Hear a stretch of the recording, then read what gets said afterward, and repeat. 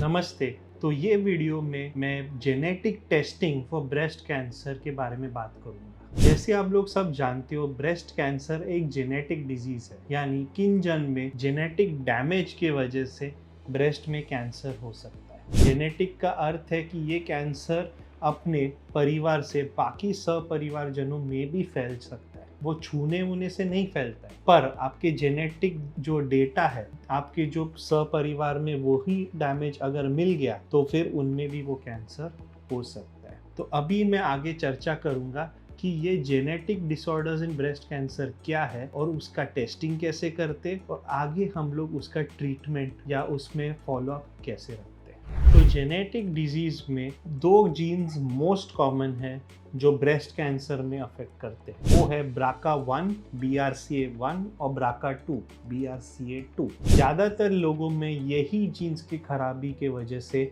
Breast cancer हो जाता है। बाकी ये सब भी जीन्स है जिसके वजह से ब्रेस्ट कैंसर हो सकता है। अभी बात करते हैं BRCA1। BRCA1 सबसे कॉमन जीन है जिसके वजह से ब्रेस्ट कैंसर होता है। ये कैंसर ज़्यादातर फीमेल्स में दिखाई देता है और ब्रेस्ट कैंसर के साथ साथ ओवेरियन कैंसर, पैंक्रियाटिक कैंसर और कभी कभी मर्दों में ब्रेस्ट कैंसर। और चौथा है कि कभी कभी मल्टीपल कैंसर, यानी एक ही औरत में ब्रेस्ट के साथ ओवेरी का कैंसर, ऐसे प्रेजेंटेशंस दिखाई देते हैं। BRCA2 में ज़्यादातर ब्रेस्ट कैंसर के साथ साथ मेल ब्रेस्ट कैंसर, प्रोस्टेट का कैंसर, पैनक्रियास का कैंसर और multiple cancer such as melanoma भी दिखाई दिए हैं। तो ये दो जीन्स के वजह से almost 5 to 10% of breast cancer patients में ये दो जीन्स के वजह से ब्रेस्ट कैंसर हो जाता है। अभी जेनेटिक कैंसर हम किन किन लोगों में टेस्ट करते हैं? हर एक ब्रेस्ट कैंसर का पेशेंट कैंडिडेट नहीं है जेनेटिक टेस्टिंग के। हम लोग सिर्फ ये लोगों में टेस्ट करते हैं जिसमें नंबर 1 मल्टीपल फैमिली मेंबर्स को ब्रेस्ट कैंसर या एसोसिएटेड कैंसर हुआ हो। ज्यादातर फर्स्ट डिग्री रिलेटिव्स, यानी पेशेंट के माँ, पेशेंट की बहन या पेशेंट की बेटी को अगर ब्रेस्ट कैंसर हुआ हो या ओवेरियन कैंसर हुआ तो हम BRCA टेस्टिंग करते हैं। Number 2, cancer at a very young age. जो औरतें 40 के नीचे है और उनको ब्रेस्ट कैंसर हुआ हो, ऐसी औरतों में BRCA टेस्टिंग करना जरूरी रहता है। नंबर 3, मल्टीपल कैंसर प्रेजेंटेशन, यानी वही औरत में ब्रेस्ट कैंसर, दोनों साइड का ब्रेस्ट कैंसर या ब्रेस्ट के साथ ओवरी का कैंसर या ब्रेस्ट के साथ पैनक्रियास का कैंसर, ऐसे मल्टीपल कैंसर जिनमें हुआ हो उनमें BRCA टेस्टिंग जरूरी है। और नंबर 4, बेसिकली कुछ कम्युनिटीज में ब्रेस्ट कैंसर कॉमन रहता है, जैसे एश्केनाजी जू कम्युनिटी। ये कम्युनिटी में अगर औरत को ब्रेस्ट कैंसर हुआ हो तो BRCA टेस्टिंग करना जरूरी है, क्योंकि a very large population of these people have this gene defect. अभी ये जेनेटिक टेस्टिंग करते कैसे है? It is not as simple as going to the doctor and saying I want to test my genes. No, आपको पहले जाके एक genetic counsellor को मिलना है। वो आपका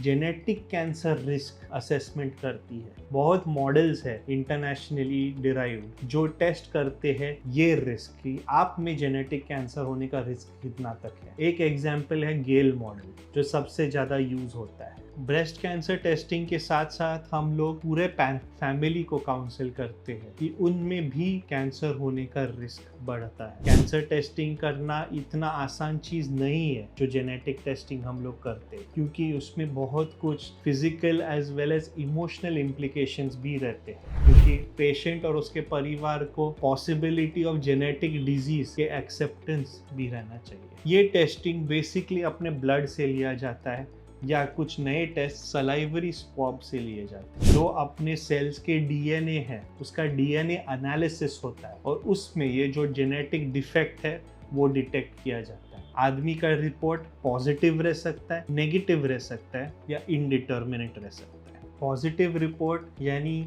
आपको वो जेनेटिक डैमेज है डीएनए में, इसीलिए आपको कैंसर के लिए चौकन्ना रहना चाहिए। उसका मतलब ये नहीं है कि आपको कैंसर होगा ही होगा, पर रिस्क ज़्यादा है। नेगेटिव रिपोर्ट का अर्थ ये है कि आप में कैंसर का जो जेनेटिक डैमेज है वो आपके इसमें नहीं है, और उसका मतलब ये नहीं है कि आपको लाइफ में कभी कैंसर नहीं होगा। इसीलिए आपको ये भी समझना चाहिए कि नेगेटिव रिपोर्ट यानी स्क्रीनिंग बंद करना ऐसा अर्थ नहीं है। इनडिटर्मिनेंट कभी कभी आता है तो उसमें रिपोर्ट रिपीट करना पड़ सकता है, क्योंकि मे बी आपका डीएनए कम मिला हो या कोई भी और कारण के वजह से वो टेस्ट ठीक से नहीं हुआ हो। इसीलिए वो सिचुएशंस में आपको टेस्ट रिपीट करना पड़ता है। बेसिकली पॉजिटिव रिपोर्ट का मैनेजमेंट का एक बड़ा स्पेक्ट्रम रहता है। उसमें इंक्रीज्ड स्क्रीनिंग से लेके रिस्क रिड्यूसिंग मैन्यूवर्स से रहते हैं।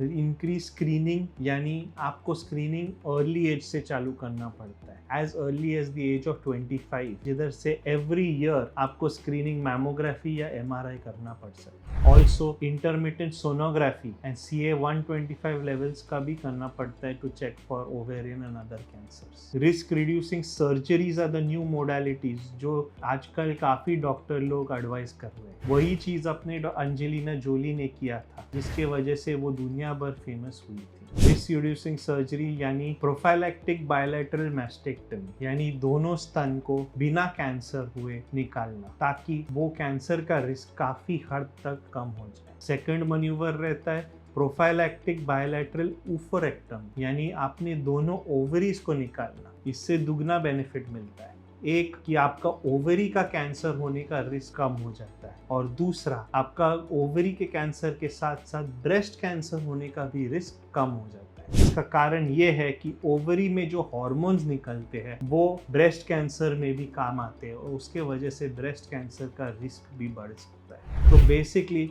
जेनेटिक टेस्टिंग इन कैंसर एक कॉम्प्लिकेटेड टॉपिक है। Every patient is not an indication for genetic testing. However ये हाई रिस्क फैमिलीज में जेनेटिक टेस्टिंग करना बहुत ज़रूरी है, क्योंकि उसके साथ साथ काफ़ी लोगों की जान बच सकती है।